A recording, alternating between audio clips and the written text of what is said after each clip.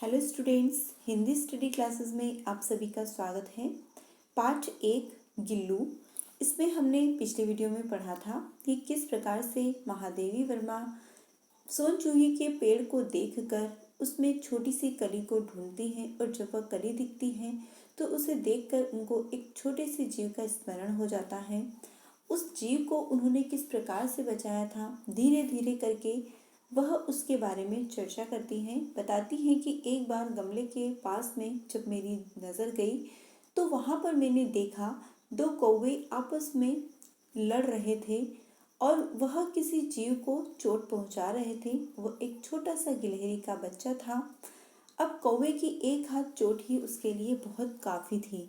वह बच्चा अपने आप को बचाने के लिए निश्चेष्ट सा गमले के पीछे छिपा पड़ा था। इससे आगे है, सबने कहा कौवे की चोंच का घाव लगने के बाद यह बच नहीं सकता, अतः इसे ऐसे ही रहने दीजिए। सभी कहने लगे कि कौवे की चोंच लगी है इसको, अब ये मर जाएगा, इसको बचाने का कोई उपाय करना बेकार है। परंतु मन नहीं माना, उसे होले से उठाकर अपने कमरे ले आई। फिर रुई से रक्त पोंछकर घाव पर पेनिसिलिन का मलहम लगाया। अब उसको महादेवी वर्मा का मन नहीं माना कि उस बच्चे को वो वहाँ छोड़ के आए। वह उसे उस धीरे से उठाकर अपने कमरे के अंदर ले आई और वहाँ आकर उन्होंने उसका जो खून निकल रहा था उसको रुई से पोंछा और उस पर दवा लगाई। कई घंटे के उपचार के उपरांत उसके मुंह में एक बूंद पानी टपकाया जा सका। तीसरे दिन वह इतना अच्छा और आश्वस्त हो गया कि मेरी उंगली इस अपने दो नन्हे पंजों में पकड़कर नीचे नीले कांच के मोतियों जैसी आंखों से इधर उधर देखने लगा। जैसे उन्होंने बहुत घंटों तक उपचार किया, पतली रुई से उसे पानी दूध पिलाया। उसके बाद उन्होंने 2-3 दिन के बाद वो बच्चा थोड़ा धीरे धीरे अच्छा हो गया। वह अपने छोटे छोटे पंजों से महादेवी वर्मा की उंगलियों को पकड़ने लगा तथा मोतियों के समान उसकी आंखें चमक रही थी। उन आंखों से वह देखने लगा। 3-4 मास में उसके संदिग्ध रोए, छब्बेदार पूंछ और चंचल चमकीली आंखें सबको विस्मित करने लगी। अब कुछ ही दिनों के बाद वह बहुत थोड़ा सा बड़ा हो गया और उसकी बाल बॉडी पर उसके बाल आने लगे और उसकी जो पूंछ थी वो बहुत लच्छेदार, मतलब बहुत घनी होने लगी। उसकी आंखों की चमक देखकर सभी आश्चर्यचकित रहने लगे।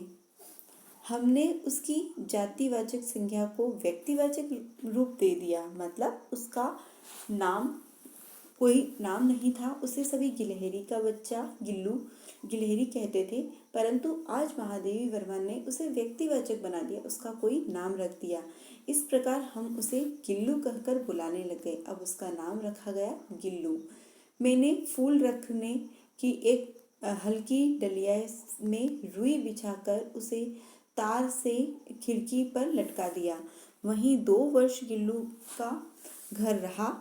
वह स्वयं हिलाकर उसमें अपने घर में झूलता और अपने कांच के मनकों सी आंखों से कमरे के भीतर और खिड़की के बाहर जाने क्या देखता समझता रहता था। अब महादेवी वर्मा कह रहे हैं कि वो 2 वर्ष तक उस टोकरी के अंदर अपना घर बनाकर रहा।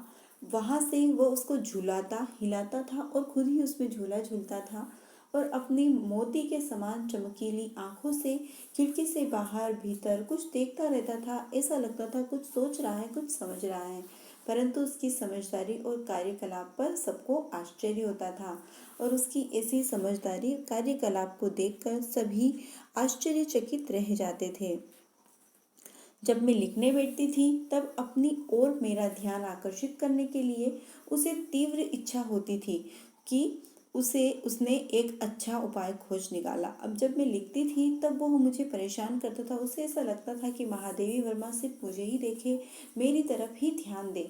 वह मेरे पैर तक आकर सर से पर्दे पर चढ़ जाता था और फिर उसी तेजी से उतरता।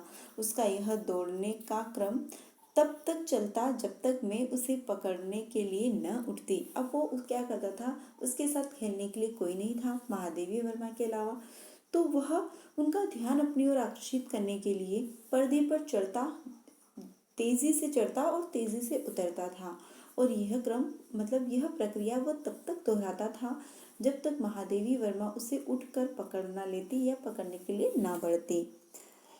कभी मैं गिल्लू को पकड़कर एक लंबे लिफाफे में इस प्रकार रख देती कि उसके अगले 2 पंजों और सिर के अतिरिक्त सारा लघुगात लिफाफे में के भीतर बंद रहता। इस अद्भुत स्थिति में कभी कभी घंटों मेज पर दीवार के सहारे खड़ा रहकर वह अपनी चमकीली आंखों से मेरा कार्यकलाप देखा करता। अब इस प्रकार से जब महादेवी वर्मा उसको लिफाफे के अंदर पैक कर देती थी, बस उसका मुंह बाहर रख देती थी, जिससे महादेवी वर्मा अपना काम कर सकती थी और वह उसे देखता रहता था।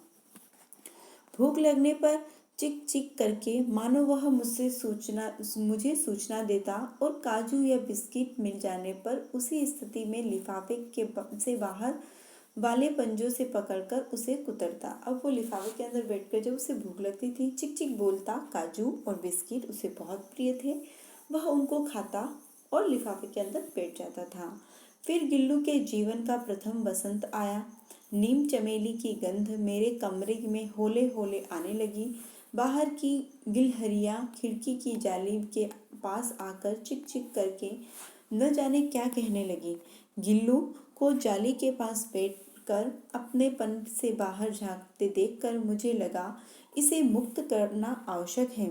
मैंने किले निकालकर जाली का एक कोना खोल दिया और इस मार्ग से गिल्लू ने बाहर जाने पर सचमुच ही मुक्ति की सांस ली। इतने छोटे जीव को घर में पले कुत्ते बिल्लियों से बचाना भी एक समस्या ही थी। अब महादेवी वर्मा कहती हैं कि जैसे उसको बाहर खिड़की से जाली से बाहर जब वो झांकता था, अपने साथियों को देखता था, तो उसे ऐसा लगता था मानो मैं भी उनके साथ जाऊं और उनके साथ चहल पहल करूं। महादेवी वर्मा को लगा इसको अब आज़ाद कर देना चाहिए, तो उन्होंने जाली का एक कोना खोल दिया जिससे वह बाहर जाकर वापस अंदर आ सके, क्योंकि घर में उनके और भी जानवर थे। वह प्रकृति प्रेमी थी, उनको जानवरों से भी बहुत प्यार था, तो महादेवी वर्मा के घर में अनेकों प्रकार के जानवर रहते थे, तो उनसे बचाना भी उसे ज़रूरी था। आवश्यक कागज पत्रों के कारण मेरे बाहर जाने का कमरा बंद ही रहता था। मेरे कॉलेज से लौटने पर जैसे ही कमरा खोला गया और मैंने भीतर पैर रखा, वैसे ही गिल्लू अपने जाली के द्वार से भीतर आकर मेरे पैर से सिर और सिर से पैर कर दौड़ लगाने लगा। तब में यह नित्य का क्रम हो गया था। महादेवी वर्मा जब भी घर से बाहर जाती थी और जब वापस घर में आती थी तो गिल्लू दौड़ कर आता और उनके पेट चाटता, उनके ऊपर चढ़ता। यह उसका रोज़ का कार्य हो गया था, क्योंकि वह उनको मिस करता था, इसलिए वह उनकी आने पर उनसे लाड़ करता था। आगे का हम अगली वीडियो में पढ़ेंगे महादेवी वर्मा किस प्रकार से गिल्लू को खाना खिलाती थी और वह किस प्रकार से उनके साथ घुल मिलकर रहता था। आज की इस वीडियो में इतना ही। Thank you.